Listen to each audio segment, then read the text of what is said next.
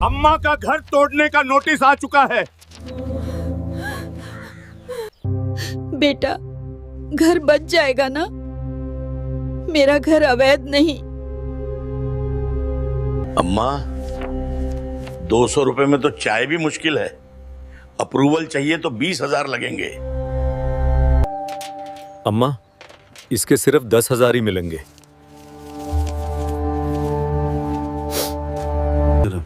बेटा, 10,000 हैं, अप्रूवल मिल जाएगा। अरे गरीब बूढ़ी अम्मा, 20,000 से काम में काम नहीं होगा। जाओ यहां से। अम्मा, लाडोगी अपने हक के लिए बे? हम पहले ही मारे गए हैं, लड़ाई और क्या मारेगी? हम सब लड़ेंगे भ्रष्ट सिस्टम से, जो हमेशा गरीब को ही कुचलता है। गांव की सुबह हमेशा की तरह थी। हल्की धूप, मिट्टी की खुशबू और एक धीमी सी शांति। लेकिन आज उस शांति में एक कागज का बोझ था, जिस पर लिखा था, आपका घर 7 दिन में तोड़ा जाएगा। अम्मा ने उस नोटिस को थाली के नीचे दबा दिया, जैसे दर्द को दबाया जा सकता हो। सरकारी दफ्तर की लाइन लंबी थी। पंखा घिस घिस कर चलता और चेहरों पर थकान बैठी थी। दफ्तर में बाबू फाइलें नहीं, लोगों की उम्मीदें पलट रहा था। अम्मा ने कांपते हाथों से नोटिस आगे किया। बेटा, घर बच जाएगा ना? बाबू हंसा। अम्मा, 200 रुपए में तो चाय भी मुश्किल है। अप्रूवल चाहिए तो 20,000 दो। अम्मा की आंखें भर आईं, पर आवाज में जिद थी। हम गैर कानूनी कैसे? अम्मा चुपचाप लौट आईं। उस रात रोटी ठंडी पड़ी रही और रात भी। पड़ोसन ने चावल दिए। घर बच जाएगा? अम्मा ने बस मुस्कुराने की कोशिश की। उसी दिन गांव में एक अनजान आदमी आया। सादा कपड़े, कंधे पर बैग, हाथ में छोटी डायरी। वो बोलता कम था, सुनता ज्यादा, जैसे हर बात याद रख रहा हो। गांववासी बुरी तरह परेशान थे और रिश्वत की मार से उठे दर्द को एक दूसरे से बांट रहे थे। उसने हर कहानी, हर रिश्वत अपनी डायरी में दर्ज की। अम्मा ने अपनी बची हुई चीजों में से चांदी का आखिरी कंगन निकाला। सिर्फ 5,000 मिले, पर अम्मा के लिए वो पैसा नहीं, उम्मीद थी। अम्मा सरकारी दफ्तर गई, बाबू से बोली, 5,000 ले लो, बाकी किस्त में दे दूंगी। जवाब आया, रूल नहीं बदला, 20,000 ही लगेंगे। वो अनजान आदमी दूर से सब देख रहा था। कोई भाव नहीं, बस गिनती जैसी निगाह। तीसरे दिन खबर फैली, अम्मा का घर तोड़ने का फाइनल नोटिस आ गया। भीड़ में वो अनजान आदमी बोला, लड़ोगे? अम्मा ने कहा, हम पहले ही मरे हुए हैं, लड़ाई और क्या मारेगी। गांव के चौराहे पर खामोशी थी, जैसे सब किसी एक फैसले का इंतजार कर रहे हों। वो बोला, अगर बदलाव चाहिए तो आवाज उठानी पड़ेगी। लोगों के चेहरों पर गुस्सा भी था, डर भी, और सबसे ज्यादा अनिश्चितता।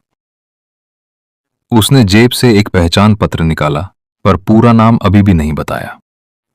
अगली सुबह दफ्तर में अचानक खलबली थी, जैसे किसी ने सच के दफ्तर का दरवाजा खटखटा दिया हो।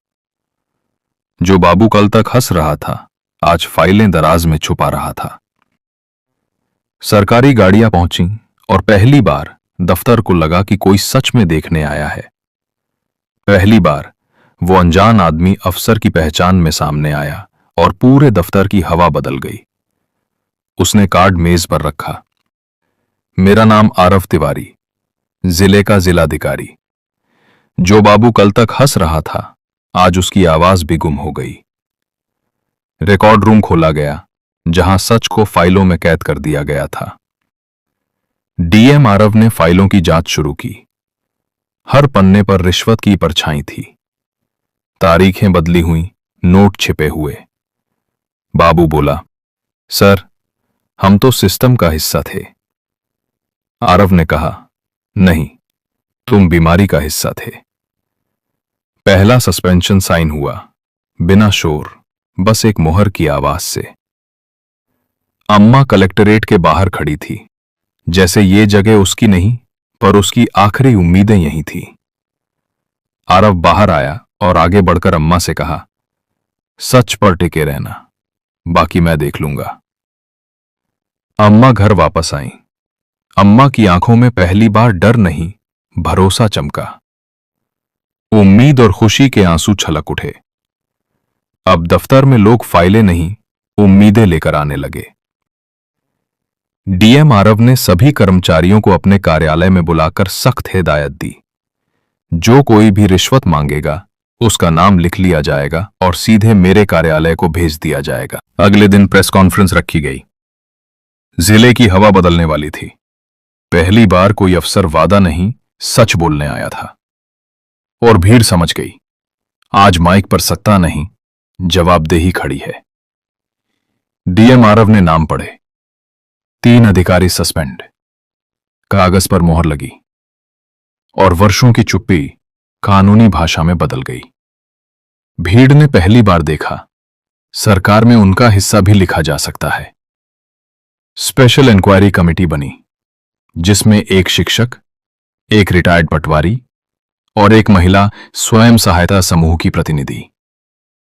अब शिकायतें फुसफुसाहट नहीं, लिखित रिकॉर्ड बनेंगी। लोगों ने अपनी शिकायतें दी। अब आंसू सबूत बन रहे थे। रिश्वत की पर्चियां अब लिफाफों में कैद थीं। कल की हंसी आज दरवाजे के किनारे खड़ी थी और सिर झुका हुआ था। डीएम आरव को धमकी भी आई, पर उसने उसे कागज की तरह ही रखा, सपाट, बेअसर। उन्होंने गांव वालों से साफ कहा, कानून से ही काम होगा, बाकी मामलों की जांच जारी है। आवाज दिवस अब शिकायतें चौपाल में सुनी जाने लगी, दलालों के बिना। लोग बोले और पहली बार शिकायतें दलालों के बिना सुनी जाने लगीं। किसी ने बीच में टोका नहीं। बिखरी शिकायतें अब मुद्दों में बदल रही थीं। हल की तरफ पहला कदम। दफ्तर बदला। अब काम के लिए पैसे नहीं, बस कागज चाहिए थे। कानून अब उनके घर के दरवाजे तक पहुंच चुका था। गलतियां बाहर निकलीं और दरवाजे खुले रहे कानून के लिए। गांव के एक मासूम बच्चे ने डीएम आरव से पूछा, अंकल, अब फाइल बिना पैसे के भी चलती है? आरव ने हल्की मुस्कान और शांत सिर हिलाते हुए कहा, हां, अब चलती है। एक खुशनुमा सुकून भरी शाम, डीएम आरव कौशल्या अम्मा से मिलने उनके घर आए। अम्मा रोटी बना रही थीं। अम्मा ने उनसे कहा, पहले बैठिए, कुछ खा लीजिए। अम्मा ने रोटी दी और आरव ने पहली बार उसे आदेश की तरह नहीं, आशीर्वाद की तरह स्वीकार किया। उस एक निवाले में ईमानदारी का स्वाद था और अपना घर सुरक्षित होने की खुशबू। तो दोस्तों, ये कहानी केवल मनोरंजन और शिक्षात्मक उद्देश्य से बनाई गई है। इसमें दिखाए गए सभी पात्र, घटनाएं और संवाद पूरी तरह काल्पनिक हैं। किसी भी वास्तविक व्यक्ति, संस्था या घटना से इनका कोई संबंध नहीं है। कृपया इसे सिर्फ एक कहानी के रूप में देखें और इसका आनंद लें।